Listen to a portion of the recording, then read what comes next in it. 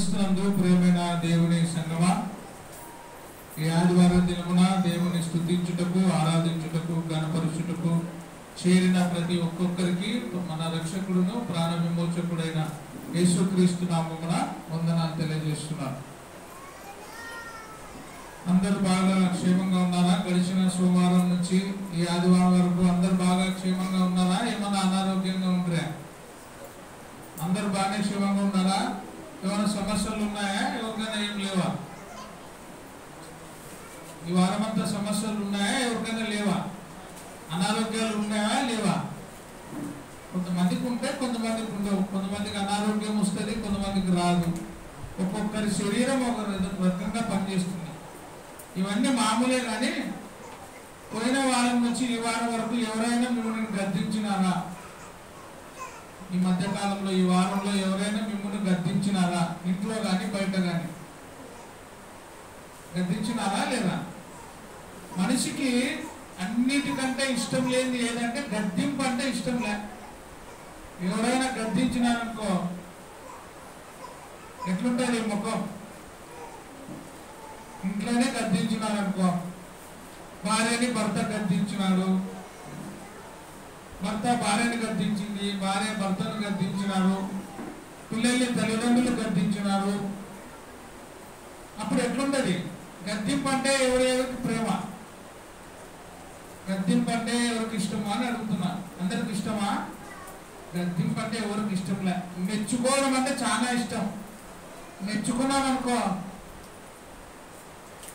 మా అంత గొప్పలే లేరు అనుకుంటాం. గద్దిస్తే మాత్రం మూత ఎట్లుంటది? గద్దించినప్పుడు పొగిడితే ఎట్లుంటది? గద్దిస్తే ఎట్లుంటది? చెప్పాలా? నేను అడిగినప్పుడు సమాధానం చెప్పాలి. గద్దిస్తే ఎట్లుంటది ముఖము? పొగిడితే ఎట్లుంటది? పొగిడినామంటే ముఖం కలకల ఉంటది కదా. గద్దించినామనుకో ముఖం ఏమవుతుంది? మాడిపోతుంది. ఎట్లా మారిపోతాయి అంటే డెలిషియల్ మాడినట్టు మారిపోతాయి. గద్దింపు ఈ లోకంలో ఎవరికి కూడా ఇష్టం లే. ఎవరిని గద్దించినా ఆ గద్దింపును యాక్సెప్ట్ చేయం మనం. కానీ దేవుని మాటలో ఏం చెప్తుందంటే గద్దింపు చాలా విలువైనది. గద్దింపును ఎవరైతే అంగీకరిస్తారో వాళ్ళు గొప్ప వాళ్ళు అవుతారంట. గద్దింపు వింటే గద్దెను ఎక్కుతామంట. గద్దింపు వింటే ఏమెక్కుతామో? గద్దెను అంటే గొప్ప వాళ్ళం అవుతాం. ఒక మనిషి ఎవరైనా గద్దించినప్పుడు మనం సరి చేసుకుని దాన్ని క్రమంగా అనుసరిస్తే మనం ఒక గద్దెను ఎక్కుతాం, అంటే ఒక గొప్ప స్థితికి పోతాం. గద్దింపు లేకపోతే గడ్డి తింటాం. గద్దింపు లేకపోతే ఏం తింటాము? గడ్డి తింటాం. గద్దింపు వింటే గద్దెని ఎక్కుతాం. గద్దెనే అంటే మళ్ళీ గద్దెని అనుకునేది. ఎగ్జిబిషన్లో గద్దెని ఎక్కొచ్చు, కానీ నిజంగా గద్దెని ఎక్కేది ఆ గద్దె పోయేది కూడా. గద్దింపు గద్దెని ఎక్కిస్తుందంటే గొప్ప స్థితిలోనికి తీసుకుపోతుంది. గద్దింపు లేని వాడి జీవితంలో ఏం వినిపిస్తుంది? గడ్డి వినిపిస్తుంది. అందుకే గద్దింపు మాటను వినాల. గద్దింపు చాలా గొప్పది. ఇంట్లో భార్యను గద్దించినప్పుడు భార్య భర్త గద్దింపుని వినాల. భార్య గద్దించినప్పుడు భార్య ఎందుకు గద్దించిందో కూడా భర్త ఆలోచించాల. పిల్లలు గద్దించినప్పుడు కూడా పిల్లలు ఎందుకు గద్దించినారు అని ఒకసారి రిమైండ్ చేసుకోవాలి. ఇంట్లో బయట సమాజంలో సంఘంలో గద్దింపు చాలా గొప్పది. ఆ గద్దింపు మాట మనం వినాలి. అయితే దేవుని మాట సామెతలు 1వ అధ్యాయం 23వ వచనాన్ని మనం చదువుకున్నట్లయితే దేవుడు కూడా చెప్తున్నాడు, అయ్యా మీరు మనుషుల గద్దింపు వింటే ముఖం మారిపోతుందేమో కానీ నా గద్దింపును మీరు వినండి. విని ఏమంట? తిరగండి. ఎవరి వైపు తిరగాల? నా కుమారుడా, నా కుమార్తె, నా గద్దింపు విని నా వైపు తిరుగునాయనా అంటాడు దేవుడు. మనమైతే గద్దించినామంటే ఇంకా ముఖం చూడముగా. గద్దించిన ముఖము మనం చూస్తామా? చూడడానికి ఇష్టపడం. అంతే కదా సురేష్? ఎవరైనా మనల్ని గద్దిస్తే గద్దించిన ముఖం చూడము వారమైనా కూడా. కానీ దేవుడు ఏమంటాడంటే, నా కుమారుడా, నేను గద్దించినప్పుడు నీ ముఖం తిప్పుకోవద్దు. నేను గద్దించినప్పుడు నా గద్దింపు విని ఎక్కడ తిరగాలా? నా వైపు తిరుగు. గద్దించినప్పుడు మనం ఏం చేస్తామంటే ఎవరైనా గద్దిస్తుంటే ముఖం ఇట్లా తిప్పుకుంటాం. ఎవరైనా మనం తిప్పుతుంటే ముఖము పక్కకి తిప్పుకుంటాం. దేవుడు ఏమంటే నువ్వు అట్లా తిప్పుకోవద్దు. నేను గద్దించినప్పుడు నా వైపు తిరిగి నేను చెప్పిన మాట నేను ఎందుకు గద్దించినానో నువ్వు సరి చేసుకొని ఆలకించునైనా. నేను ఎందుకైతే గద్దించినానో ఆ గద్దింపు మాటను నువ్వు విను. వింటే నువ్వు ఏమైతే గద్దె ఎక్కుతావు. వినకపోతే అరే నేను చదవక ఇట్లా తయారైనాను, నువ్వు చదవకపోతే గాడిదవుతావురా అంటే చదవకుండేలే అనుకుంటే నీ జీవితం ఏమవుతుంది? గడ్డి తినాల్సి వస్తుంది. నిజమే కదా, నన్ను ఎందుకు గద్దిస్తున్నారు, మా తల్లిదండ్రులు నన్ను ఎందుకు తిడుతున్నారు, నేను చదవకపోయినందుకే కదా. ఒకవేళ నేను చదివితే గొప్ప స్థితిని పొందుకుంటా అనేటువంటి ఆలోచన మీకు రావాలి. అందుకే గద్దింపును విని నా వైపు తిరుగుడి, ఆలకించుడి. ఆలకిస్తే గద్దింపు విని నా వైపు తిరిగి నా మాట వింటే నా ఆత్మను నీ మీద కుమ్మరిస్తా. ఎంత మంచి మాట ఏంటంటే దేవుని వైపు తిరిగితే ఆత్మను కుమ్మరిస్తాడు. దేవుని వైపు కాకుండా గద్దింపును తిరస్కరించి ఆయన దగ్గరికి రాకుండా లోకం వైపు తిరిగితే నీ జీవితం ఏమవుతుంది? గడ్డి తినాల్సి వస్తుంది. అందుకే గద్దింపు గడ్డెనెక్కిస్తుంది. గద్దింపు లేని వాడి జీవితము గడ్డి తినిపిస్తుంది. గద్దింపునకు తిరస్కరిస్తే తల్లిదండ్రులు నిన్ను గద్దించినప్పుడు, పెద్దలు నిన్ను గద్దించినప్పుడు, సేవకులు నిన్ను గద్దించినప్పుడు ఆ గద్దింపును నువ్వు స్వీకరించాలా. నిన్ను ప్రేమించినప్పుడు ఎంత సంతోషపడుతున్నావో గద్దించినప్పుడు కూడా ఎందుకు నన్ను గద్దిస్తున్నాడు, ఎందుకు నన్ను గద్దించినాడు అని ఒకసారి దాన్ని ఏం చేయాలంటే రిమైండ్ చేసుకోవాలి. మన జీవితంలో కూడా గద్దింపును సరి చేసుకోవాలి. గద్దింపు మాటను మనం ఏం చేసుకోవాలా? రిమైండ్ చేసుకోవాలా. ఎందుకు నన్ను గద్దింపవలసి వచ్చింది, నేను చేసిన పొరపాటు ఏమి అని మనము ఆలోచించగలగాలి. అందుకే నా ఆత్మను నీ మీద కుమ్మరించదును, నా ఉపదేశము నా మాటలు నేను నీకు చెప్తా. సౌందర్యం కొంచెం సరిపోయినా గారు సౌందర్యంగా నా ఆత్మను నీ మీద కుమ్మరిస్తా, నా ఉపదేశము నీకు తెలుపుతా. అంటే గద్దించినప్పుడు వెళ్ళిపోతే ఇంకా నా మాటలు నేను చెప్పాను. ఏం చెప్తున్నప్పుడు అవసరం లేదు, నీ మాటలు అనుకొని వెళ్ళిపోతే ఎవరికి నష్టం? గద్దింపు నేను తిరిగితే నా ఉపదేశము నేను నీకు చేస్తా, నా మాటలు నేను నీకు చెప్తా. ఎంత చక్కని మాటలు చూడండి. ఆయన మాటలు వినాలంటే ఆయన దగ్గరికి రావాలి. మరొకసారి నా గద్దింపు నుండి తిరుగుడి, ఆలకించుడి. ఆలకిస్తే నా ఆత్మ నీ మీద కుమ్మరిస్తా. నా ఆత్మ నీ మీద కుమ్మరించినప్పుడు నువ్వు నా ఉపదేశము వింటావు. అప్పుడు నా మాటలు నీకు తెలియజేస్తా. ఎంత మంచి మంచి మాటలు చూడండి.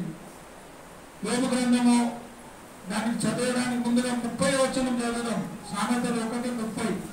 ఆ మైక్ ఇది ఎందుకు సరిగ్గా రావట్లే? ఆ మైక్ ఈ ప్రాబ్లం. సామెతలు 1:30. నా ఆలోచన, చాలా మంది దేవుడి యొక్క ఆలోచన ఏం చేయరు. అందుకే దేవుడు బాధపడుతున్నాడు. నా ఆలోచన విననొల్లకపోయిరి. నా గద్దింపును వాళ్ళు ఏం చేసినారు? లెక్క చేయలే. కేవలము ఏం చేసినారంట? తృణీకరించింది. ఈ కాలం పిల్లలు గద్దిస్తే కూడా పారిపోతున్నారు ఇంట్లో నుంచి. కొట్టాల్సిన అవసరం లే. అందుకే మా ఊరు తింటే పారిపోతాడేమో అని తిట్టడమే లేదు అని చెప్తారు చాలా మంది తల్లిదండ్రులు. కొడితే ఏమవుతాడో అని భయపడతారు. కానీ దేవుని మాటలు ఏం చెప్తారంటే బెత్తము వాడని వాడు తన కుమారునికి విరోధి. అందుకే పెద్దలు కూడా సామెత చెప్పినారు, మొక్కై వంగనిది మానై వంగున. మొక్కై వంగనిది మానై వంగున. అందుకే గద్దింపుని స్వీకరించాలి, గద్దింపును అంగీకరించాలి. దేవుడు గద్దించు మనుషుడు ధన్యుడు అని యాకోబు రాసిన పత్రిక యోబు గ్రంథం 5వ అధ్యాయము 17వ వచనం చూస్తే, దేవుడు గద్దించు మనుషుడు ధన్యుడు కాబట్టి సర్వశక్తుడగు దేవుని శిక్షను వాళ్ళు ఏమైనా జాయింట్ అయినారో చూడు, దగ్గరికి ఎన్నికల. హలో హలో ఏం లేదా? సర్వశక్తుని దేవుని శిక్షను తృణీకరించొద్దు. దేవుని శిక్షను నువ్వు తృణీకరించొద్దు, విను అని చెప్తుంది. గద్దింపు చాలా విలువైనది. గద్దింపు మాటను మనం వినాలి. గద్దించినప్పుడు ఏం చేయాలో తెలుసా? 3 చేసుకోవాలి మనం మన జీవితంలో. గద్దింపు విన్నవాడు ఏం చేయాలంటే 3 విషయాలు చేసుకోవాలి. ఒకటి, రివ్యూ చేసుకోవాలా. గద్దింపుకు లోబడేవాడు ఏం చేయాలంటే రివ్యూ అంటే సమీక్ష చేసుకోవాలా. ఎందుకు నేను ఏం పొరపాటు చేసినాను, ఏమి తప్పు చేసినాను అని రివ్యూ చేసుకోవాలి. గద్దింపు వినేవాడు ఏం చేయాలా? మొదటిది రివ్యూ చేసుకోవాలంటే సమీక్ష చేసుకోవాలంట. నిర్గమకాండము 7వ అధ్యాయము 24వ వచనం చదివినట్లయితే, జరిగిన దానిని మనసును పెట్టక ఫరో తన ఇంటికి వెళ్ళెను. జరిగిన దానిని మనసును పెట్టక ఫరో తన ఇంటికి తిరిగి వెళ్ళాను. జరిగినది ఏమో తెలుసుకోకుండా ఫరో ఏం చేసినాడంట? తిరిగి తన ఇంటికి వెళ్ళాను. ఏం జరిగింది, ఆ ముందు ఏం జరిగింది అని ఆలోచించక ఫరో ఇంటికి వెళ్ళిపోయినాడు. అంటే దేవుడు ఫరోకి అనేక విధములైన కఠిన శ్రమలు, అంటే ఆ మోషే ద్వారా ఇజ్రాయేలీల ప్రజలను ఏం చేసి ఐగుప్తిలో నివసించినప్పుడు వారి మీదకి ఏం చేసినాడు? దేవుడు అనేకమైనటువంటి ఆ తెగులు పంపించినాడు. ఆ తెగుల గురించి ఆలోచన చేయక, తెగుల గురించి జ్ఞానము కలిగి ఉండక, జరిగిన దానిని మనసులో పెట్టక ఫరో తన ఇంటికి వెళ్ళెను. 12వ అధ్యాయం చదివితే నిర్గమకాండము 29వ వచనం నుంచి చదువుకున్నట్లయితే, అక్కడ జరిగిన దానిని సమీక్ష చేసుకోకుండా మామూలుగా తిరిగి ఇంటికి పోయినాడు. ఎందుకు ఏమి అనేది ఆలోచించలే. అందుకే ఏం జరిగింది చూడండి. అర్ధరాత్రి వేళ జరిగినది ఏమనగా, సింహాసనమందు కూర్చున్న ఫరో మొదలుకొని చెరసాలలో ఉన్న ఖైదీ యొక్క తొలి పిల్ల వరకు తొలి పిల్లలనందరినీ, పశువుల తొలి పిల్లలన్నిటినీ యెహోవా ఏం చేసినాడు? హతం అంటే రివ్యూ చేసుకోలే. జరిగినది ఏమో ఆలోచించకుండా ఎక్కడ పోయినాడు? ఇంటికి పోయినాడు.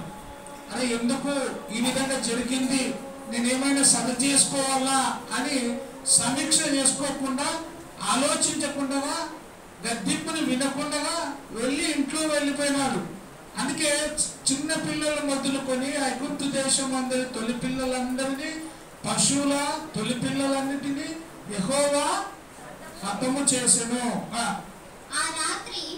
ఏం మైక్ ఇట్లా వస్తుంది సురేష్? ఇది ఈరోజు అంత గిజ్ లాగా వస్తుంది. ఆ రాత్రి ఫరోయు అతని సేవకులందరూ ఐగుప్తులందరూ లేచినప్పుడు శవము లేని ఇల్లు ఒకటైనను లేకపోయినందున ఐగుప్తులో మహాఘోష పుట్టెను. ఐగుప్తులో ఏం పుట్టింది? మహాఘోష, మహా దుఃఖము పుట్టింది ఐగుప్తులో. ఎందుకంటే సమీక్ష చేసుకోలేదు. ఎందుకు ముందు ఆ విధంగా జరిగింది అనేటువంటి ఆలోచన లేకుండా, సమీక్ష లేకుండా ఉండడం వలన మహాఘోష జరిగింది అని చూస్తున్నాం.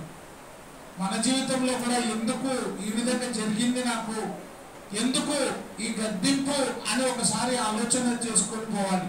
లేకపోతే మనకు కూడా మనమే ఏం తెచ్చుకుంటాం? మహాఘోషను తెచ్చుకుంటాం.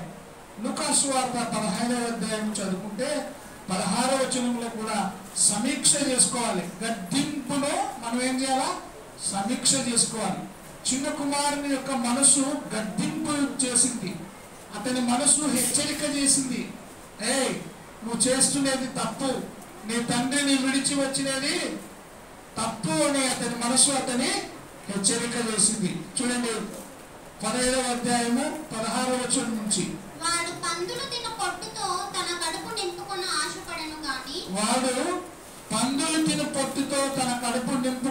ఆశపడను కానీ ఎవడును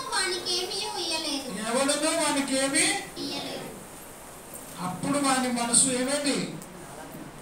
గద్దింపు వచ్చేసింది. అరే, నా జీవితంలో నా తండ్రి దగ్గర ఎంతో సంతోషకరమైన జీవితం జీవించేవాడిని, నా పరిస్థితి ఎంత ఘోరమైనది అని తన మనసు గద్దించింది. తన మనసు తనకు హెచ్చరిక చేసింది. సమీక్ష చేసుకుంటాడు. ఎందుకు నాకు ఈ స్థితి వచ్చింది? బాగా వినాలా. ఎందుకు నాకు ఈ స్థితి వచ్చింది? నా తండ్రి దగ్గర నేను గొప్ప స్థితిలో ఉండేవాడనైనా నాకు ఎందుకు ఈ దుస్థితి వచ్చింది అని సమీక్ష చేసుకుంటున్నాడు. అంటే రివ్యూ చేసుకుంటున్నాడు. తన జీవితాన్ని, తన పాత జీవితాన్ని గుర్తు చేసుకుంటున్నాడు. గుర్తు చేసుకుని నేను లేచి అయితే బుద్ధి వచ్చినప్పుడు వానికి ఏమొచ్చింది? ఎప్పుడు వచ్చింది బుద్ధి? వాని మనసు వాని హెచ్చరిక చేసింది. వాని మనసు వాని గద్దించింది. వాడు చేస్తున్న పని తప్పు అని వానికి హెచ్చరిక చేసింది. వాడు లేచి నా తండ్రి యొద్ద ఎంతో మంది కూలివాండ్రకు అన్నము సమృద్ధిగా ఉంది, నేనైతే ఇక్కడ ఆకలికి చచ్చిపోవచ్చు, ఆకలితో ఏమవుతున్నాను? వాని మనసు వాని గద్దిస్తుంది. చూడండి, నువ్వు లేచి వెళ్ళు. మనసు గద్దించినప్పుడు, పెద్దలు గద్దించినప్పుడు, నీ హృదయం నిన్ను హెచ్చరిక చేసినప్పుడు నువ్వేం చేసుకోవాలా? సమీక్ష చేసుకోవాలా, సరిదిద్దుకోవాలా, సాగిపోవాలా. 3 విషయాలు ఈరోజు మనం నేర్చుకుంటున్నాం. సమీక్ష చేసుకోవాలా, సరిదిద్దుకోవాలా, సాగిపోవాలా. మనసు గద్దించినప్పుడు, పెద్దలు గద్దించినప్పుడు, తల్లిదండ్రులు గద్దించినప్పుడు, దేవుడు గద్దించినప్పుడు, సేవకుడు గద్దించినప్పుడు సమీక్ష చేసుకోవాలా, సరిదిద్దుకోవాలా, సాగిపోవాలా. ఆగిపోకూడదు. ఏం చేయాలా? సాగిపోతూ ఉండాలా. అప్పుడే ఆశీర్వాదం పొందుకుంటాం. ఇప్పుడు ఈ చిన్న కుమారుడు అనుకున్నాడు కానీ సాగిపోయినాడా లేదా? సరిదిద్దుకున్నాడా లేదా? సమీక్ష చేసుకున్నాడు, సరిదిద్దుకున్నాడు, సాగిపోయినాడు. బాగా గుర్తుపెట్టుకోవాలా. సమీక్ష చేసుకున్నాడు, సరిదిద్దుకున్నాడు, సాగిపోయినాడు. ఎక్కడికి సాగిపోయినాడు? తండ్రి దగ్గరకు సాగిపోయినాడు. సరిదిద్దుకున్నాడు. ఎవరిని? తనకు తానే సరిదిద్దుకున్నాడు. సమీక్ష చేసుకున్నాడు. ఎందుకు నాకు ఈ పరిస్థితి? నా తండ్రి దగ్గర నుండి దూరమై వచ్చినందుకు నాకు ఈ దుస్థితి అని తన మనసు తనకు హెచ్చరిక చేసింది. తన మనసు తను గద్దించింది. చూడండి, నేను లేచి నా తండ్రి యొద్దకు వెళ్ళి తండ్రి, నేను పరలోకమునకు విరోధముగాను. చూడండి, సమీక్ష చేసుకుంటున్నాడు, సరిదిద్దుకుంటున్నాడు, ఒప్పుకుంటున్నాడు. తండ్రి, నేను పరలోకమునకు విరోధముగాను నీ ఎదుటను నేను పాపము చేసిదయ్యా. నిజంగా నేను పాపినే. నేను చేస్తున్న ఈ పని కరెక్ట్ అయినది కాదు. నేను వచ్చిన ఈ స్థితి సరైనది కాదు.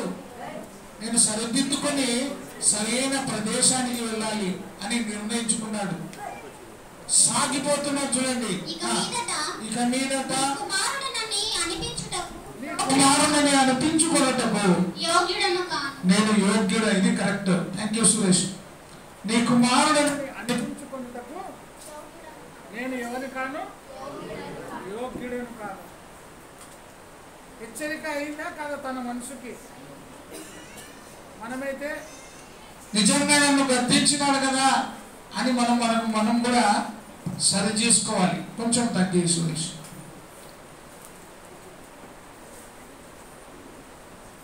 సమీక్ష చేసుకోవాలా, సరి చేసుకోవాలా, సాగిపోవాలా. 3 విషయాలు.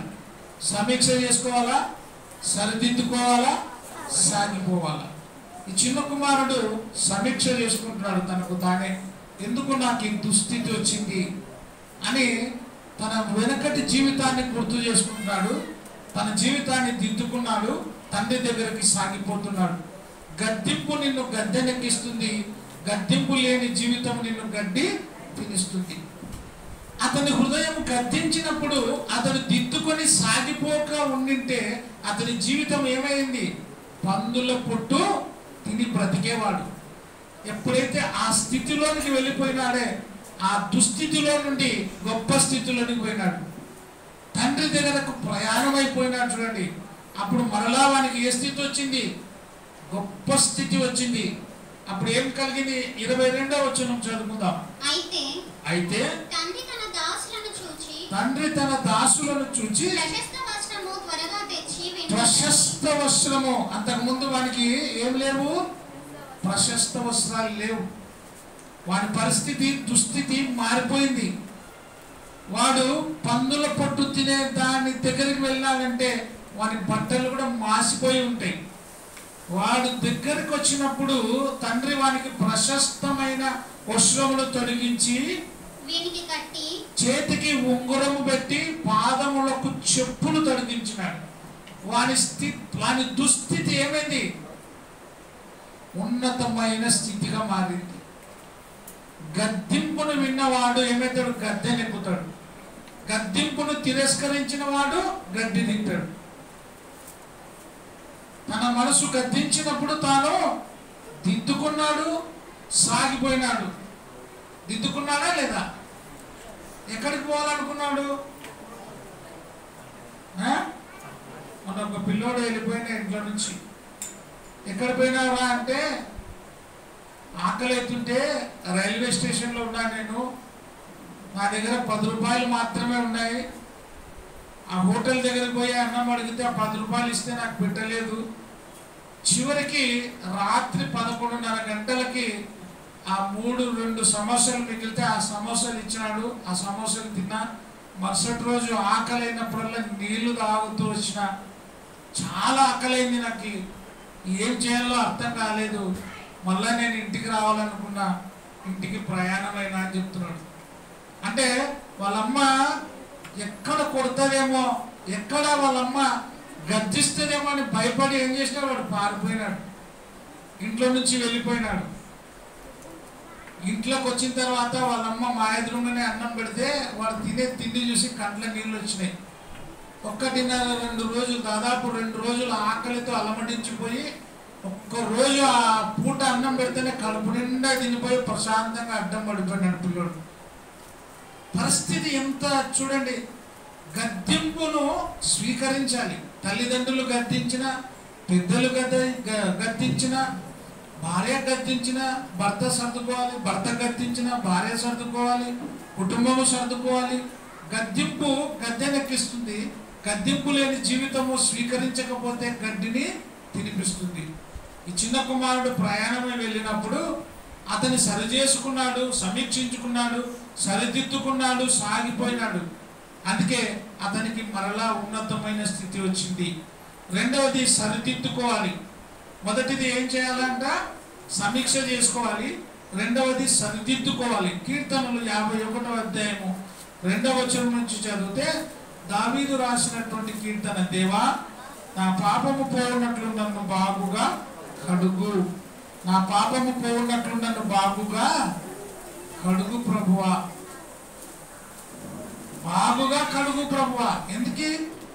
పాపము పోవునట్లు సరిదిద్దుకుంటున్నాడు దావీదు. సమీక్ష చేసుకున్నాడు. నేను చేసిన పాపం ఏమి, నేను చేసిన తప్పు ఏమి అని సరి చేసుకుని తన హృదయపు గద్దింపుకు లోబడి ఏమంటాడు? దేవా, దేవుని దగ్గర పోయి, దేవా నా పాపము పోవునట్లు నన్ను బాగుగా కడుగు ప్రభువా, నా దోషము పోవునట్లు నన్ను బాగుగా కడుగు. మరొకసారి, దేవా నా పాపము పోవునట్లు నన్ను పవిత్రపరచుము, నా అతిక్రమములు నాకు తెలిసే ఉన్నవి, నా పాపము ఎల్లప్పుడూ. నువ్వు చేసే పాపం నీకు తెలుసా లేదా? నువ్వు తప్పు చేసినప్పుడు నీ మనసు నిన్ను గద్దించింది అనుకో, ఆ తప్పు అక్కడే వదిలేయాల. ఎవరు గద్దించకపోయినా, ఎవరు గద్దిస్తారు? మొట్టమొదటి మనిషి గద్దించేది ఎవరు? నీ మనసు నిన్ను గద్దిస్తుంది. చిన్న కుమారుని ఎవరైనా గద్దించినారా? తన మనసే తను గద్దించుకున్నాడు. తన మనసే తనకు ఏం చేసింది? సమీక్ష చేసుకున్నాడు, సరిదిద్దుకున్నాడు, తండ్రి దగ్గరకి సాగిపోయినాడు. ఈరోజు నువ్వు కూడా దేవుడు గద్దించినప్పుడు, సంఘము గద్దించినప్పుడు నువ్వు సమీక్ష చేసుకోవాలా, సరిదిద్దుకోవాలా, సాగిపోవాలా. ఆగిపోకూడదు. ఆగిపోతే నీ జీవితం వెనకబడిపోతుంది. అన్నిటినీ స్వీకరించాలా. చూడండి ఏం చెప్తున్నాను, బాబుగా కడుగు ప్రభువా, నా పాపము నా కళ్ళ ఎదుటనే ఉన్నది. నీకే విరోధముగా, మైక్ పెట్టుకోమా, నీకే విరోధముగా నేను పాపము చేసి తిని నీ దృష్టి ఎదుట నేను ఏం చేస్తున్నాను? చెడుతనము చేసి ఉన్నాను. కావున ఆజ్ఞ ఇచ్చినప్పుడు 7వ వచనం, నేను పవిత్రుడనగునట్లు హిస్సోపుతో నా పాపమును పరిహరింపుము. హిమము కంటెను నేను తెల్లగా ఉన్నట్లు నీవు నన్ను కడుగు ప్రభువా. మనం కూడా రిమైండ్ చేసుకోవాలి, నన్ను కడుగు ప్రభువా, నా దోషం ఏమి, నా తప్పు ఏమి అని దేవుని ఎదుట మనము ఈ విధంగా పశ్చాత్తాపపడాలి. నేను చేసిన పొరపాటు ఏమి ప్రభువా, సమీక్ష చేసుకోవాలా, సరిదిద్దుకోవాలా, సాగిపోవాలా. సమీక్ష చేసుకోవాలా, సరిదిద్దుకోవాలా, సాగిపోవాలి. సమీక్ష లేకపోతే నువ్వు దిద్దుకోలేవు. సమీక్ష అంటే ఆలోచన చేయాలా, ఎందుకు నాకు ఈ పరిస్థితి వచ్చింది, ఎందుకు నేను వెనకబడిపోయినాను, ఎందుకు నా జీవితం ఈ విధంగా ఉంది, ఎందుకు నాకు అనుకూలంగా పరిస్థితులు రావడం లేదు అని సమీక్ష చేసుకొని మనం కూడా దేవుని ఎదుట, దేవా నేను ఎందుకు ఈ విధంగా ఉన్నా, నేను ఒకవేళ నీ ఎదుట తప్పు చేస్తున్నానేమో, దిద్దుకునే అవకాశం నాకు ఈ దేవా అని దిద్దుకునడానికి ప్రయత్నం చేయాలా. దిద్దుకున్న తర్వాత ఏం చేయాలా? సాగిపోవాలా దేవునితో. ఇవి మనం చేయాల్సినది. 2వ తిమోతి 3వ అధ్యాయము 16-17 వచనాలు చదువుకున్నట్లయితే దైవజనుడు కూడా ఏం చేయాలంటే చూడండి, 2వ తిమోతి 3వ అధ్యాయము 16-17. దైవజనుడు సన్నద్ధుడై ప్రతి సత్కారమునకు పూర్ణముగా సిద్ధపడి ఉండునట్లు దైవావేశము వలన కలిగిన ప్రతి లేఖనమును ఉపదేశము చేయుటకును ఏం చేయాలా? దైవజనుడు గద్దించాలి. ఖండించడం అంటే ఏమి? గద్దింపు లేని జీవితము ఏం చేస్తుంది? గద్దెనెక్కించదు. గద్దించినప్పుడే ఒకవాడు గొప్పవాడు అవుతాడు. గద్దిస్తే ఒక మనిషి ఉన్నతుడుగా అవుతాడు. గద్దింపు లేకపోతే జీవితం గొప్పది కాదు. ఎవరైనా గద్దిస్తున్నారంటే నిన్ను ప్రేమిస్తున్న వాళ్ళే నిన్ను గద్దిస్తారు. నువ్వు చెడిపోవాలని కోరుకున్న వాళ్ళు నువ్వు ఏం చేసినా ఏమన్నారు. ఈ తప్పు అని మనకు చెప్తున్నారంటే వాళ్ళు మన మీద ఏమున్నట్లు? ప్రేమ ఉన్నట్లే. ఆ కాలంలో గద్దింపుని స్వీకరించే వాళ్ళు, ఈ కాలం ఎవరు స్వీకరించారు? గద్దిస్తే గద్దింపుని ఎవరికి ఇష్టం ఉండదు. మాటలు చెప్తే ఎంత ప్రేమిస్తారో కదా. గద్దించినామనుకో, ఇంతకుముందు ఆమె చెప్పారు, ఒక ఆమె సిస్టర్, గద్దిస్తే ఎటైతే మొక్కము మాడిపోతుంది అని. ఎటైతుంది? మాడిపోతుంది. నెగిస్తే మాడినట్టు మారిపోతుంది. కానీ దాన్ని మనం స్వీకరించాలా. గద్దింపును ఏం చేయాలా? స్వీకరించాలా, అంగీకరించాలా, సమీక్ష చేసుకోవాలా, దిద్దుకోవాలా, సాగిపోవాలా. ఇది మనం చేయాల్సింది. చూడండి, దైవజనుడు ప్రతి లేఖనమును ఉపదేశము చేయుటకును ఖండించుటకును తప్పుదిద్దుటకును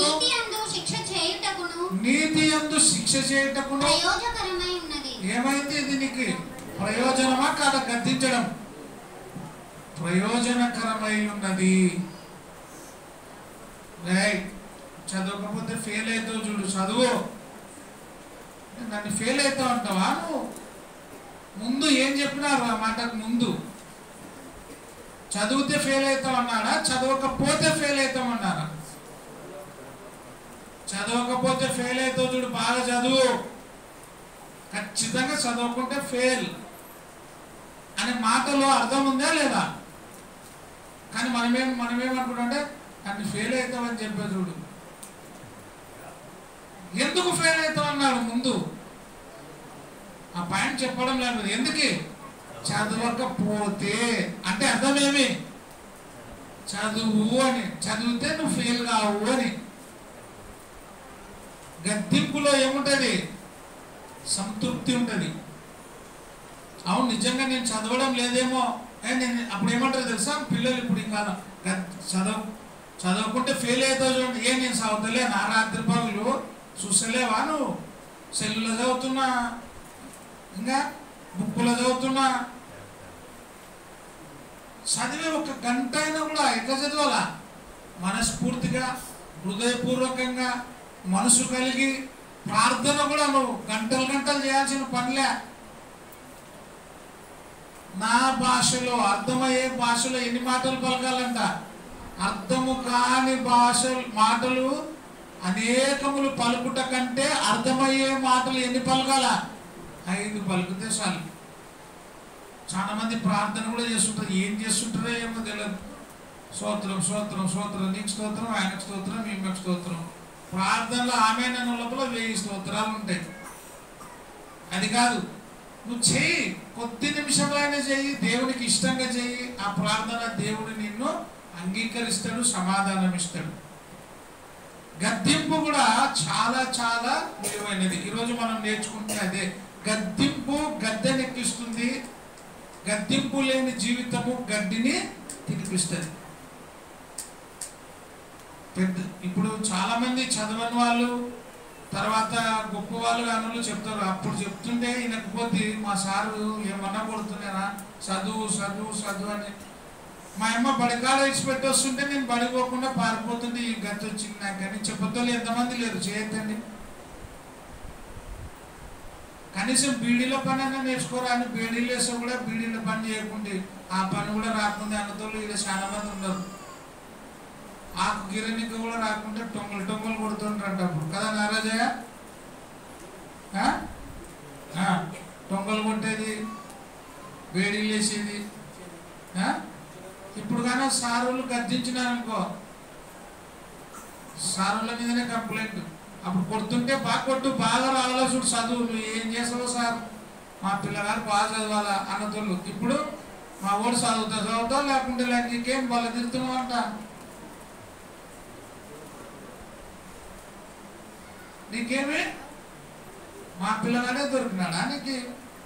మా పిల్లనే దొరికింది తిట్టనీకే రమ్మంటావా లేదా? బడికి రాకుంటే ఎవరికి నష్టం? ఏం చాలా తీరుతున్నారంట, పారదానికి రావాలా లేనా?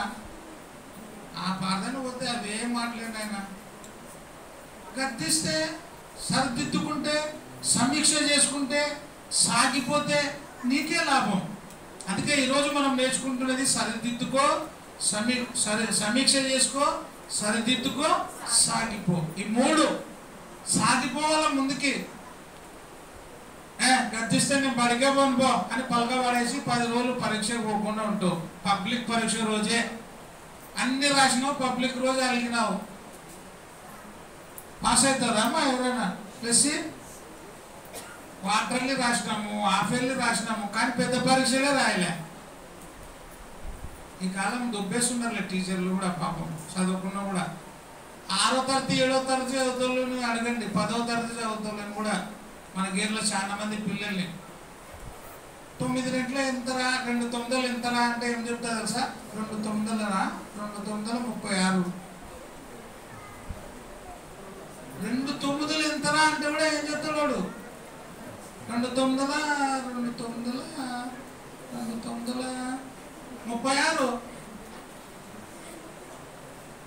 2 ఎక్కాలు కూడా రావు. ఆ నుంచి బండిరా వరకు చెప్పురా అంటే మధ్యలో దండిగే కొడతాడు. ఆ నుంచి వాళ్ళు చెప్పురా అంటే ఈ ఊ నుంచి బండిరా వరకు చెప్పురా అంటే కూడా రావు వానికి. 10వ తరగతి చదువుతుంటాడు. ఏ నుంచి జడ్డు వరకు రాయాలంటే అవి రావు ఏబిసిడీలు. ఎందుకంటే గద్దింపు లేక. టీచర్లు గద్దించడానికి భయపడుతున్నారు, చెప్పడానికి భయపడుతున్నారు. గద్దింపు నిన్ను గద్దెనెక్కిస్తుంది. గద్దింపు వింటే ఏమంటారు? గొప్ప స్థితిని చేరుకుంటాం. ఈ చిన్న కుమారుడు తన మనసు గద్దించినప్పుడు ఏం చేసుకున్నాడు? సమీక్ష చేసుకున్నాడు, దిద్దుకున్నాడు, సాగిపోయినాడు తండ్రి దగ్గరికి. గొప్ప స్థితిని చేరుకున్నాడు. చూడండి, దైవజనుడు ప్రతి వాక్యమును ఖండించుటకు, బుద్ధి చెప్పుటకును, తప్పు దిద్దుటకును, నీతి యందు శిక్ష చేయుటకును ప్రయోజనకరమై ఉన్నది. ప్రయోజనమైనది. ఖండించడము ఏమైంది? ప్రయోజనమైంది. ఇర్మియా 7వ అధ్యాయము 3వ వచనం. ఇర్మియా 7వ అధ్యాయము 3వ వచనం. సైన్యములకు ఇశ్రాయేలు యొక్క దేవునకు యెహోవా ఇలాగు సెలవిచ్చుచున్నాడు. దేవుడు ఇలాగు సెలవిచ్చుచున్నాడు, నేను ఈ స్థలమున మిమ్మును నివసింపజేయునట్లు మీ మార్గములను మీ క్రియలను దిద్దుకొనుడి. మీ మార్గములను మీ క్రియలను ఏం చేయాలా? దిద్దుకో. గద్దించినప్పుడు నువ్వు దిద్దుకో. ఎందుకు గద్దించినారు అని నువ్వు సరి చేసుకో. నీ మార్గములను నీ క్రియలను ఏం చేయాలంట? దిద్దుకో. దిద్దుకో అంటే పలక బల్బం పెట్టుకొని దిద్దు అని కదా, అంతేనా? మారు అని, సరి చేసుకో, తప్పు ఏముందో తెలుసుకో. అది దేవుని మాట చెప్తుంది. 3వ పాయింట్ నేర్చుకుందాం. సాగిపో. రిస్టోరేషన్ అంటారు దాన్ని ఇంగ్లీష్లో. రిస్టోరేషన్ అంటే సాగిపో అంటారు దాన్ని. సమీక్ష చేసుకో అన్నదాన్ని రివ్యూ అంటారు ఇంగ్లీష్లో. సరిదిద్దుకో అన్నదాన్ని రెక్టిఫికేషన్. చూడండి, సామెతలు 4వ అధ్యాయం సాగిపో అనే దాన్ని నేర్చుకుంటున్నాం మనం. 14-15 వచనాలు. భక్తిహీనుల త్రోవను చేరకుము, దుష్టుల మార్గమున నడవకుము, దాని యందు ప్రవేశింపక తప్పించుకొని తిరుగుము, దాని యందు తొలగి ఏం చేయాల? సాగిపో. తొలగి సాగిపో అంటే దేంట్లో సాగిపోవాలా? ముందు ఉండే దాంట్లోనా? ముందు ఉండేది వదిలిపెట్టి అని అర్థమా? ఇది విడిచి ముందుకు పో అంటే అర్థమేమి? ఇప్పటి వరకు చాలు, ఇంకా ముందు జాగ్రత్తగా పో అంటే అర్థమేమి? అంటే నువ్వు ముందు చేసినవన్నీ వదిలిపెట్టు అని అర్థం. అంతేనా కదా? ఇక్కడ ఏమంటావు చూడండి, భక్తిహీనుల త్రోవను చేరకము, దుష్టుల మార్గమున నడవకము, దాని యందు ప్రవేశింపక. ఎట్లా తిరగాల? తప్పించుకో. దుష్టులు నిన్ను పిలిచినప్పుడు ఒప్పొద్దు, వాళ్ళతో కలిసి నువ్వు తల ఊపొద్దు. అందుకే దుష్టుల ఆలోచన చొప్పున నడవక, పాపల మార్గమున నిలువక, అపహాసకులు కూర్చుండు చోట కూర్చుండక తప్పించుకొని తిరుగు, దాని యందు తొలగి సాగిపో. అంటే దాన్ని వదిలేసి ముందుకు వెళ్ళిపో. ఎప్పుడు వాడు తొలగిపోతాడు? దుష్టుల ఆలోచన చొప్పు నుంచి ఎవరైనా గద్దిస్తే, నువ్వు నడిచే మార్గం సరైనది కాదు చూడు, వాళ్ళ ఎంబడి తిరగడం మంచిది కాదు అంటే అర్థం చేసుకోవాలా. మళ్ళీ వాళ్ళ దగ్గర ఏం చెప్తారు? రే నీ ఎంబడి తిరిగితే మంచిది కాదంటే చూడ అమ్మ చెప్పింది అంటే ఏమవుతుంది అది? రే వాళ్ళు తాగుతారు రా, నేను చూసినాను, తాగి తిరుగుతాడు, నువ్వు కూడా తాగుబోతు అవుతావు, వాని ఎంబడి తిరిగితే తాగుబోతు అవుతావు, తిరగొద్దు అని చెప్తే మళ్ళీ వాని దగ్గర పోయి మా అమ్మ చెప్పింది నీ ఎంబడి తిరిగితే ఏమవుతానంట, నేను కూడా తాగుబోతు అవుతా అనింది కాబట్టి నీ ఎంబడి తిరగను అంటే ఆమె ఒప్పుకుంటుందా? మళ్ళీ మీ అమ్మ దగ్గరకు వచ్చి ఏం చేస్తుంది ఆమె? కొట్లాడుతుంది కదా. ఇన్నప్పుడు ఏం చేయాలా? ఓహో ఇది కరెక్టే కదా, నిజంగా నేను వాళ్ళతో పాటు తిరగకూడదు అని మనం గ్రహించుకోవాలా, సరి చేసుకోవాలా, సమీక్ష చేసుకోవాలా, సాగిపోవాలి. అంతేగాని మరలా దాన్ని రిపీట్ చేస్తే ఇబ్బందుల పాలవుతాం. అందుకే నువ్వు దాని నుండి తొలికి అక్కడ వద్దంగా నువ్వు అక్కడ నుండి నువ్వు ముందుకు పో. గద్దించినప్పుడు ఆ గద్దింపును ఎందుకు గద్దించినారో తెలుసుకొని ఆ గద్దించిన దాన్ని బట్టి నువ్వు దాన్ని వదిలేసేయి. నేను అట్లే ఉంటా అంటే తనకు పట్టని జగడంను బట్టి రేగువాడు దాటిపోవచ్చున్న కుక్క చెవులు పట్టుకొని వానితో ఏమంట సమానుడు. రే కుక్క చెవులు పట్టుకోదురా, కొరుకుతుంది అది. నువ్వు నాకు చెప్తే నేను వింటున్నా అని గట్టిగా కుక్క చెవులు పట్టుకున్నాం అనుకో, ఏమవుతుంది?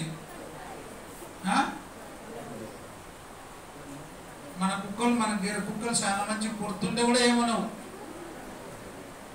నేను ఎందుకో ఈ మధ్యలో కుక్కల గురించి కూడా చెప్పాల్సి వస్తుంది, ప్రశంసించాలి ఆ కుక్కల్ని. చూడండి చర్చిలోకి వస్తే కానీ అర్సనే ఒక తిరిగి తిరిగి అందరినీ ఎవరెవరు వచ్చిపోతున్నారో చూస్తున్నట్టునే అవి. ఈరోజు ఎవరు వచ్చినారు ఎవరు రాలే అని ప్రతి వారం సందు తిరుగుతుంది అది. ఈరోజు ఇళ్ళ వరకు వచ్చి పోయప్పుడు మరి నారాజే కనపడలేడేమో.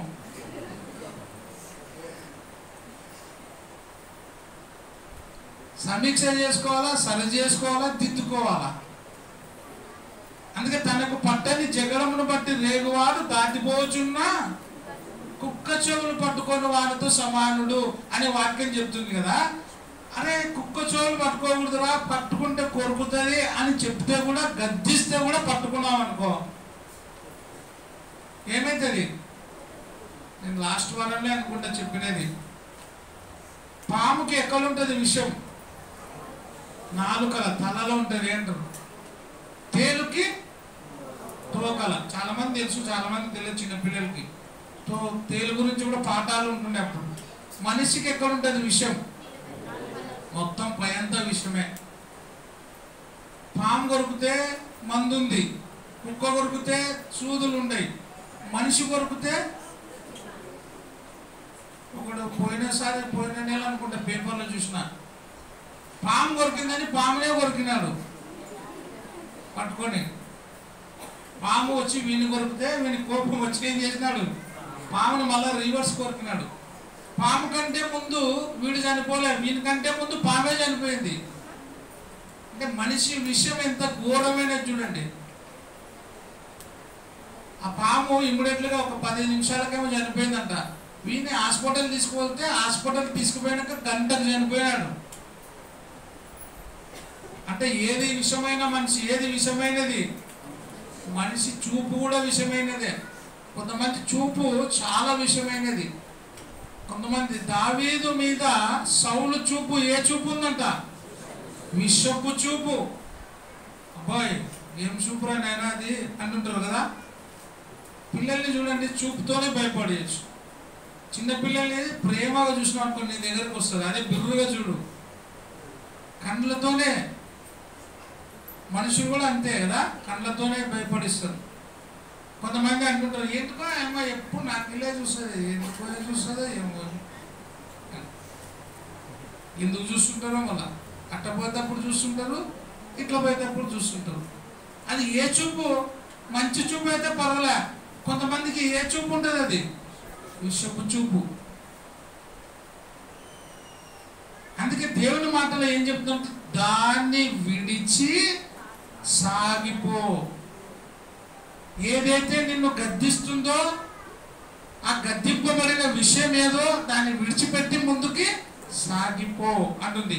హెబ్రీయులకు రాసిన పత్రిక 6వ అధ్యాయం 1-2 వచనాలు. ఇంకా దేని విడిచిపెట్టాలా? విడిచిపెట్టి దేని సాగిపోవాలి? చూడండి, హెబ్రీయులకు రాసిన పత్రిక 6వ అధ్యాయం 1-2 వచనాలు. కాబట్టి నిర్జీవ క్రియలను విడిచి మారు మనసు పొందుటయు దేవుని యందలి విశ్వాసమును బాప్తిస్మమును గూర్చిన బోధ. ఏ బోధ ఉండాలా? గద్దింపు బోధ అంటే చాలా మందికి ఇష్టం ఉండదు. ఏం బోధ ఉండాలా? నాకు పోయిన సంవత్సరం అనుకుంటా ఒక ఆమె చెప్పాను నాతో, సార్ వాక్యం చెప్తే అన్ని ఆశీర్వాదాలు వాక్యాలు ఉండాలా సార్, అన్ని +6 ఉండాలంట వాక్యంలో. ఏముండాలా? +6. నీ పిల్లలు ఆశీర్వదించబడతారు, నువ్వు ఆశీర్వదించబడతావు. అమ్మా నీకు మంచి పొలం వస్తుంది, మంచి ఆస్తి, జిమ్మిక్కులు చేస్తే బాగా సంపాదించవచ్చు. సేవకుడు అంత ఆస్తిపరుడే ఓడు కాడు. కోట్లు కోట్లు సంపాదించిన వాళ్ళు ఉండరు సేవకులు. మ్యాజిక్లు చేసి టచ్ అంటే పడిపోతుంటారు, ఉఫ్ అంటే పడిపోతుంటారు, అన్ని మ్యాజిక్లే. నేను మన చర్చ్ ఆఫ్ క్రైస్ట్ గ్రూపులో ఒకటి పెట్టిన. ఒక ఆమె ఉంది, పెద్ద ప్రసంగికుని భార్య. ఆమె చెప్తుంది చెప్పదళ్ళు, ఆమె చెప్తుంటే అందరు నవ్వుతున్నారు, సపోర్ట్లు కొడుతున్నారు. ఆమె ఎప్పుడు ఇంట్లో పని చేయలేదంట పాపం, ఎప్పుడు ఇంట్లో పని చేయలేదంట. ఒకరోజు ఇంట్లో పురక తీసుకొని ఊడుస్తూ ఉందంట, ఇంట్లంతా ఊడుస్తూ ఊడుస్తూ ఊడుస్తూ ఉందంట. ఊడుస్తూ ఉంటే చెయ్యి అంతా కందిపోతుందంట. ఆమె చెయ్యి ఏమైందంట? కందిపోతుందంట. ఎప్పుడు ఊడవనే ఆమె కందిపోతూ ఉంటే యేసయ్య, అప్పుడు యేసుప్రభు అనుకున్నట, అమ్మా బ్లెస్సి, నువ్వు పొరకను పైన పట్టుకున్నావమ్మా, కింద పట్టుకొని ఉడువు అనిందంట. ఆ శబ్దం వినపడిందంట. ఏమని వినపడింది? నువ్వు పొరకని పైన పట్టుకొని ఊడుస్తున్నావు, ఎక్కడ పట్టుకోవాలా? కింద పట్టుకొని ఊడుస్తు అంటే, అప్పుడు కింద పట్టుకొని ఊడుస్తుంటే చెయ్యి కందిపోయినదంతా ఏమైంది? బాగా అయిందంట. ఆమెకు చెప్పిన దేవుడు నీకు చెప్పడా? చెప్తాడా చెప్పడా? ఆమెకేనా చెప్పేది దేవుడు? పక్షపాత దేవుడు? ఇంకొకటి చూస్తున్నారు లేదు మీరు టీవీలో, మీకు సంతానం కావాలంటే ప్రార్థన చేసే సంతానం కాలు. మీరు అందుకే చర్చ్ ఆఫ్ క్రైస్ట్ గ్రూప్లో మీరు ఉండాలి, చూడండి. అప్పుడప్పుడు సంతానం కావాలంటే ప్రార్థన చేస్తా, ఊఫ్ అని ప్రార్థన చేస్తున్నాడు ఆయన. ఇప్పుడే నీ గర్భం నింపబడుతుంది, ఇప్పుడే ఇప్పుడే. ఒక ఆయన నాతో లైవ్లోనే, నాకైతే నవ్వు వచ్చింది. ఏమయ్యా దేవుడు బాగా సంతానం ఇచ్చినా, నీకు చాలా సంతోషం. అబ్బాయి నాది ఏం లేదండి, నేను హైదరాబాద్ పోయింటే వాళ్ళు ఆపిల్ పండ్లు దానిమ్మ పండ్లు ఇచ్చినారు, తిన్నాము, ఇద్దరము పిల్లలైనారు, అంతే, మాకేం సంబంధం లేదు అంటాడు వాడు. మూర్ఖుడు. మూర్ఖుడా కాడా? మూర్ఖుడా తెలివి ఉన్నాడా తెలివి లేనాడా చెప్పండి?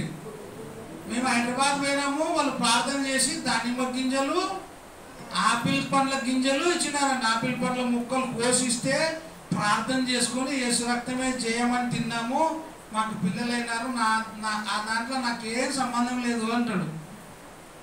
అరే మూర్ఖుడా, గర్భఫలము ఎవరిచ్చేది? దేవుడిచ్చే బహుమానం. అందుకే బ్లెస్సింగ్స్ వాక్యాలు కాదమ్మా, ఏముండాల? గద్దింపు మాటలు ఉండాల. గద్దింపు ఏమెక్కిస్తుందంట? గద్దెనెక్కిస్తుంది. గద్దింపు లేని వాడు ఏమవుతాడు? గడ్డి తింటాడు. గద్దించాలా. సేవకుడు అనేవాడు బుద్ధి చెప్పాలా, గద్దించాలా. వాక్యంలో ఖండితమైన బోధ ఉండాలా. ఇట్లా చెప్తే ఇంకా బాగుంటుంది కదా. ఈ మలక్క చెయ్యి ఊడుస్తూ ఊడుస్తూ ఊడుస్తుంటే చెయ్యి ఏమైందంట? కందిపోయిందంట. ఆయన కాడికి మళ్ళీ లక్షల మంది పోతుంటారు. ఆయన ప్రసంగికురాలు. ఎంత దుర్బోధ చూడండి. ఇంత ఇంగిత జ్ఞానం లేదా? మెల్లగా చెప్పినాడంట మళ్ళీ దేవుడు, అమ్మ బ్లెస్సి, నీ చెయ్యి కందిపోతుంది తల్లి, కింద పట్టుకొని ఊడ్చు అని చెప్పినాడంట. ఆ వీడియో ఉంది, మళ్ళీ ఒకసారి గ్రూప్లో పెడతా చూడండి మీరు ఆ 2 ఫోటోలు. ఇంత దుర్మార్గమైన బోధ, గద్దింపు లేనటువంటిది ఏమవుతుంది? నాశనాన్ని తీసుకుపోతుంది. మిమ్మల్ని కూడా సేవ వాక్యం ద్వారా గద్దించినప్పుడు మీరు తొందర రావాలా, ప్రార్థనకి సమయానికి రావాలన్నప్పుడు మీరు కూడా ఎంతమంది అనుకుంటుంటారేమో, పోవాలా వద్దా ఊగా ఇదేం కదా మాకు, ఏదో పోదాం అనుకుంటే ఇదే సరిపోయింది మాకు. సమీక్ష చేసుకో, సరిదిద్దుకో, సాగిపోవాలను. గద్దింపును విని ఆ గద్దింపు స్వీకరించి ముందుకు పోవాలా. అవును, నిజంగా నేను ఎందుకు లేట్ పోతున్నా, ఎందుకు ప్రతి వారం నాకు లేట్ అవుతుంది, నేను వెళ్ళలేనా అని నువ్వు అనుకుంటే చేస్తావు. ఎవరు చేయలేనిది మనిషి మాత్రమే చేస్తాడు. మొన్న ఒక ఆమె పైకి పోయి వచ్చింది, ఎన్ని నెలలకి? 9 నెలలు. చచ్చిపోతుందేమో అనుకునింది, క్షేమంగా వచ్చింది. అది మనిషికే సాధ్యమైంది. మనిషి చేయలేనిది ఏం లేదు, నువ్వు అనుకుంటే చేస్తారు. ముఖ్యంగా స్త్రీలు ఏమనుకుంటే అది చేస్తారు. మీరు అనుకుంటే గవర్నమెంట్ కూడా పడిపోతుంది, గవర్నమెంట్ కూడా పైకి వస్తుంది. అధికారులను కూర్చోబెట్టేది మీరే, దించేది మీరే, మోసపోయేది కూడా మీరే. అందుకే షాప్కి పోతారు, భర్తను దొరకబోరు వద్దులే అని. ఎందుకంటే 500 తీసుకో, 1000 రూపాయలు వద్దు అంటాడని భర్తని ఇంటికాడ పెట్టి పోతుంది ఆమె, ఒక్కతే పోతుంది. ఈయనేమో 500కి ఒకటి ఇప్పిస్తలే అని అంటాడు. ఆమె ఆశపడి ఏం చేస్తుంది, 500కి 2, ఒకటి కొంటే ఒకటి ఫ్రీ అంటే తెచ్చుకుంటుంది. అతిథి ఏమైతుంది, ఇంటికి వస్తేనే మళ్ళీ మా భర్తకి చెప్పదు, తిడతాడేమో అని.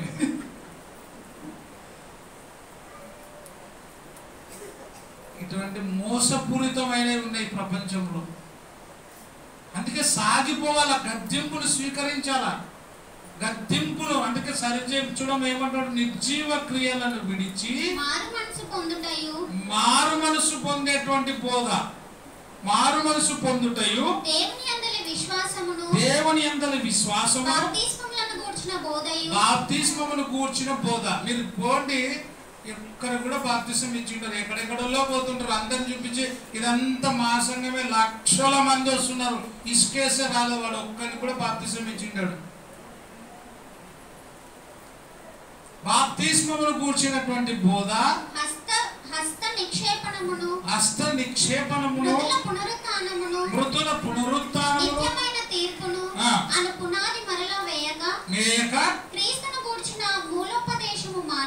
క్రీస్తును గూర్చిన మూలోపదేశములను మాని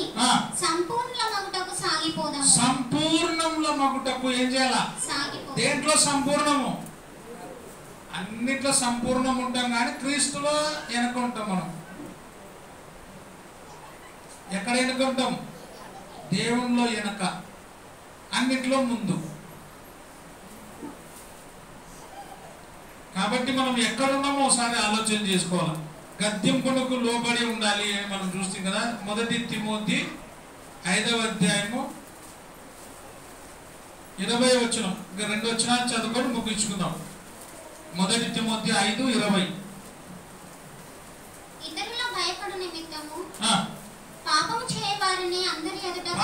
చేయవారిని అందరి ఎదుట ఎక్కడ గద్దించాలా? నువ్వు అందరిగా తిట్టాకుండా పర్సనల్ గా తిట్టు అంటుంటారు కొంతమంది. పర్సనల్ గా కూడా గద్దించాలా, అందరిలో కూడా. ఎందుకు చేయొద్దు అంటే అవతల వాళ్ళకు కూడా భయం రావాలి. అందుకే ఏమంట, ఇతరులు భయపడు నిమిత్తము పాపము చేయవారిని అందరి ఎదుట ఏం చేయాలా? గద్దించు. ఇంకొక మాట చూడండి, తీతు రాసిన పత్రిక 1:14. ఈ సాక్ష్యము నిజమే. తీతు రాసిన పత్రిక 1:14. ఈ సాక్ష్యము నిజమే. ఈ హేతువు చేత వారి యూదుల కల్పనా కథలను, ఏ కథలు అంటే ఇవి? కల్పనా కథలు. ఇవన్నీ ఇప్పుడు నేను చెప్పినటువంటి ముందు యావి ఆ బ్లెస్సీ గురించి చెప్పేది. కల్పనా కథలను సత్యం నుండి తొలగిపోవునట్టి, ఏవి ఇవన్నీ కూడా సత్యము నుండి తొలగిపోవునట్టి మనుషుల కట్టడలను లక్ష్యపెట్టగా. నేను అనుకున్నా ఆ రోజు భర్త కొట్టేటప్పుడు, మా బ్లెస్సీ నీ భర్తని అదే ప్రభుత్వంలో కొట్టమ్మా అని చెప్పాలా దేవుడు. చేతులకు అందిపోయి పైకి అందిపోతే ఇవన్నీ కల్పనా కథలు. కల్పనా కథల వైపును సత్యము నుండి తొలగిపోవునట్టి మనుషుల కట్టడలను లక్ష్య పెట్టక కల్పనా కథలు, కల్పనా బోధలు. నిన్న సత్యరాజు గారు కూడా ఉండే, ఒక సేవకుడు చెప్తుండంట ఒక ఊర్లో. ఏమని చెప్తుండంట, ప్రార్థన జరుగుతుందంట, ఈయన వాక్యం చెప్తుంటాడంట. ఆమె మాత్రం ఏం చేస్తుందంట, సత్యరాజు ఏం చెప్పి సార్ వాక్యం చెప్తుంటాడు సార్, ఆమె మాత్రం ఇంకేం చేస్తుందంట, ఇంటి ముందరనంట మాంసం కోసి అంగడి వాళ్ళని చెప్తుంటే, మా 4 గంటలు అయితే 2 కేజీలు చూడు అంటదంట. 2 కేజీలు ఇస్తే మంచి ముళ్ళు వేస్తుందంట. ఆయన లోపల ఉంటే ఈమె మాత్రం ఇంతలాగా కొట్టుకొని తింటుందంట, రొట్టెలు పెట్టుకొని. ప్రార్థనకి రాదంట. కానీ మళ్ళీ ఏం చెప్తుంటే వాక్యము, అదో గూడూరులో ఉన్నాడు ఆయన పాస్టర్, గూడూరు పాస్టర్ ఆయన గురించి చెప్పినారు. ఏం చెప్తున్నాడంటే మళ్ళా, దో మీరు ఏదైనా ఉంటే 5 రూపాయల బిల్లలు 2 రూపాయల బిల్లలు వేద్దండి, ఎంత వేయాలా? 500 నోట్లే కనపడాలా చూడు సందలా అని చెప్తున్నాడంట. ఎంత సత్యరాజన చెప్పిరా లేదా నిన్న? ఆయన ఎదురుగానే మాట్లాడి జరిగినాయి. 500 నోట్లే వేయాలా. 500 నోట్లు వేయకపోతే దేవుడు నీ కుటుంబాన్ని దీవించాడు అని చెప్తాడంట. మరి ఈమె ఆడ ఉంటుంది ఇంట్లో, అయ్యగారికి మాత్రం ఈమె 1 ఆయనకు 2. వాక్యం అయిపోతేనే తినాలని చేస్తుంటుందంట ఇంట్లో. కల్పనా కథలు బాగుండే, సత్యంలో ఉండే, సత్యం నుండి తొలగిపోతే భ్రష్టులే ఏదిగా. వాడు ఈరోజు అక్కడుండే ఆ దైవ సేవకుడు ఎట్లా తయారంటే యేసు ప్రభు దేవుడు కాదనే దుస్థితిలోనికి వచ్చేసినాడు. పనికి మాలిన జీవితం. నేనంటే బాగానే ఉండే కదా, బాగా అన్ని మంచిగా అవన్నీ చెప్పి కార్లో తిరుగుతున్నాను. కారు లేదన్నా, ఇప్పుడు ఆటోలో ఇంట్లో కూర్చొని పట్టుకొని అలాడబడిపోతున్నాయి అని చెప్తాడు. చెప్పానే లేదా? కారులో లేదు, కారు పోయింది, అన్ని పోయినవి. ఇప్పుడు ఏం చేస్తున్నాడు, ఆటోలో లాస్ట్కి ఏం చేస్తున్నాడంట, అది ఉంటుంది కదా ఆటోలో ఎన్నికల గొలుసులు వేసి పెట్టింటారు, ట్రాలీ అది కడ్డి పెట్టింటారు, దాని మీద కూర్చున్నాడు ఎన్నికలు పెట్టుకోని చేయి మీద. సత్యము నుండి తొలగిపోయేవాడు ఎవరైనా కానీ, అది ఈరోజు నేనైనా నువ్వైనా ఎవరైనా కూడా ఏం కావాల్సిందే, భ్రష్టులు కావాల్సిందే. సత్యము నుండి తొలగిపోనట్టు దురాత్మల సమూహము, దుష్టుల సమూహము, ముఖ్యంగా యేసుక్రీస్తు దేవుడు కాదని బోధించేవాడు ఎవడైనా కానీ వాడిని దగ్గరకు రానియద్దండి. వాడు ఎంత గొప్ప దైవజనుడు కానీ సేవకుడు కానీ. అందుకే మనుషులను లక్ష్య విశ్వాసమును విశ్వాస విషయమున స్వస్థతలకు నిమిత్తము స్వస్థతలు అగునట్లు. ఏ విషయములా? విశ్వాసములో స్వస్థత. అంటే వాళ్ళు విశ్వాసములో ఎట్లున్నారు? అస్వస్థత, బలహీనంగా ఉన్నారు, రోగులుగా ఉన్నారు, విశ్వాస రోగులు వాళ్ళు. అంటే వాళ్ళు విశ్వాసంలో స్వస్థత లేదు. విశ్వాసంలో స్వస్థతలకు నిమిత్తము వారిని ఏం చేయాలంట? ఎట్లా గద్దించాలంట? మామూలుగా కదా, స్ట్రాంగ్ వార్నింగ్ అంటారు. కఠినముగా గద్దించుము. కాబట్టి కఠినమైన బోధ, కఠినమైన సువార్త అది స్వస్థతను కలుగజేస్తుంది. ఏ స్వస్థత? విశ్వాసమునకు స్వస్థత. చూడండి మరొకసారి, విశ్వాస విషయమున స్వస్థతలకు నిమిత్తము అంటాడు. అంటే విశ్వాసములో వాళ్ళు ఎవరు? బలహీనులుగా ఉన్నారు అని, అస్వస్థతులుగా ఉన్నారు, రోగులుగా ఉన్నారు. కాబట్టి వాళ్ళ విశ్వాసము బాగుపడాలంటే నువ్వు ఏం చేయాలి? వారిని కఠినముగా గద్దించు. గద్దిస్తే వాళ్ళ రోగం బాగవుతుంది. కాబట్టి గద్దింపు వినేవాడు గొప్పవాడు అవుతాడు. కాబట్టి గద్దింపు అయిన బోధ అది మేలు చేసేది. కాబట్టి ఆ మేలు చేసే బోధ యందు ఉండి మన జీవిత కాలం ముగిసేంత వరకు కూడా అపోస్తుల బోధ యందును, సహవాసం అందును, రొట్టె విరుచుటందును, ప్రార్థన చేయటందును ఎడతెగక ఉండి జీవ కిరీటాన్ని పొందుదాం. అందరికీ వందనాలు. Thank you.